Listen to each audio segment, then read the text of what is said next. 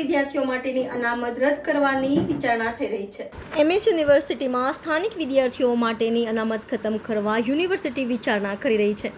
ત્યારે પૂર્વ senate member Narendra રાવતે વાઇસ ચાન્સેલરને પત્ર લખી ઉગ્ર વિરોધની ચીમકી પણ આપવામાં આવી છે। એમએસ યુનિવર્સિટીની આર્ટ્સ, સાયન્સ અને કોમર્સ જેવી ફેકલ્ટીઓમાં એફવાયમાં અને માસ્ટરના પહેલા વર્ષમાં પ્રવેશ માટે 70% જેટલી બેઠકો સ્થાનિક એટલે કે વડોદરાના વિદ્યાર્થીઓ માટે અનામત રાખવામાં આવે છે। અત્યારે આર્ટ્સ, કોમર્સ, સાયન્સ જેવી ફેકલ્ટીઓમાં એફવાયમાં પ્રવેશ માટે વડોદરાના વિદ્યાર્થીઓ માટે 70% બેઠકો અનામત હોય છે। યુનિવર્સિટી સત્તાધીશોએ સ્થાનિક વિદ્યાર્થીઓ માટેની અનામત દૂર કરવાની હિલચાલ શરૂ કરી છે। ધોરણ 12 સામાન્ય પ્રવાહ અને વિજ્ઞાન પ્રવાહના પરિણામ જાહેર થઈ ગયા છે અને આગામી દિવસોમાં પ્રવેશ કાર્યવાહીનો પ્રારંભ થવાનો છે। ત્યારે સ્થાનિક વિદ્યાર્થીઓની અનામતના મુદ્દાને લઈને યુનિવર્સિટી વર્તુળોમાં અનેક પ્રકારની અટકળો થઈ રહી છે। ત્યારે જાણવા એવું મળી રહ્યું છે કે તાજેતરમાં યુનિવર્સિટી હેડ ઓફિસ ખાતે વાઇસ ચાન્સેલર દ્વારા બોલાવવામાં આવેલી ડીન્સ બેઠકમાં બોલાવવામાં આવી હતી અને ત્યાં આ વિષયની ચર્ચા વિચારણા પણ કરવામાં આવી હતી। કોમન એડમિશન સિસ્ટમ હેઠળ ગુજરાતના તમામ વિદ્યાર્થીઓના ફોર્મ એક જ પોર્ટલ પર ભરાઈ રહ્યા છે, જે ફોર્મ બાદમાં સરકાર દ્વારા જે તે યુનિવર્સિટીને મોકલવામાં આવશે। કોમન એડમિશન સિસ્ટમને આગળ ધરીને સત્તાધીશોએ આ વર્ષથી સ્થાનિક વિદ્યાર્થીઓની બેઠકો કાઢી નાખશે તેવી શક્યતાઓ છે। જો આવું થયું તો એમએસ યુનિવર્સિટીની સ્થાપના બાદ વડોદરાના વિદ્યાર્થીઓને સૌથી મોટો અન્યાય થશે, જેની સામે વડોદરાના લોકો વિરોધ કરશે કે કેમ તે પણ શંકા છે, કારણ કે ગત વર્ષે કોમર્સ ફેકલ્ટીની એફવાયની બેઠકો ઘટાડી દેવાયા બાદ પણ વડોદરામાંથી વિરોધનો એક સર નહોતો ઉઠ્યો। ત્યારે આ વર્ષે પૂર્વ સેનેટ મેમ્બર નરેન્દ્ર રાવતે ચીમકી ઉચ્ચારી છે કે જો 70% અનામત કાઢી દેવામાં આવશે તો ઉગ્રમાં ઉગ્ર આંદોલન કરવામાં આવશે। આપ જાણો છો કે નવા વર્ષની શરૂઆતમાં તમામ ફેકલ્ટીઓમાં એટલે કે એમએસ યુનિવર્સિટીમાં પ્રવેશની પ્રક્રિયા શરૂ થશે। આજે વડોદરા શહેરના તમામ સમાચાર પત્રોના માધ્યમથી જાણવા મળ્યું કે મસઈ યુનિવર્સિટીની અંદર એટલે કે વડોદરા શહેર અને જિલ્લાના 8 તાલુકા મળીને તમામ લોકો માટે એટલે તમામ વિદ્યાર્થીઓ માટે જે 70% અનામત આર્ટ, સાયન્સ અને કોમર્સમાં છે એ પ્રથાને નિકાળી દેવાની કંઈક હિલચાલ શરૂ થઈ છે। એ બાબતે મેં ઉગ્ર પ્રતિક્રિયા આપી એમએસ યુનિવર્સિટીના વાઇસ ચાન્સેલરને મેં પત્ર લખ્યો છે।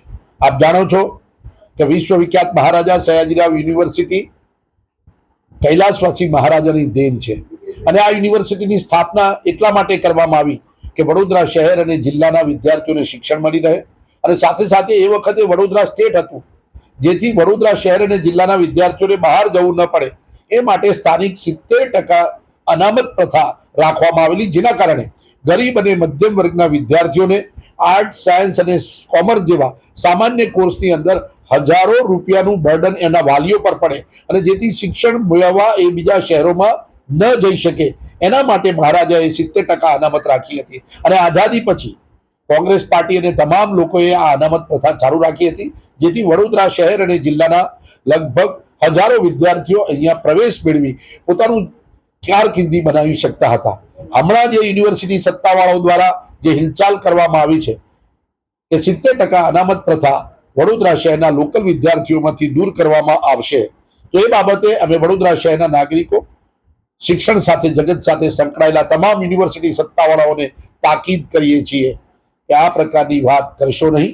વડોદરા શહેર અને જિલ્લાના વિદ્યાર્થીઓ માટે બનાવેલી વિશ્વવિખ્યાત મહારાજા સયાજીરાવ યુનિવર્સિટી જે સ્થાનિક યુનિવર્સિટી હતી, ભારતીય જનતા પાર્ટીની સરકારે અને ભારતીય જનતા પાર્ટીના નેતાઓ દ્વારા આ સંસ્થાઓને સરકારીકરણ કર્યું છે।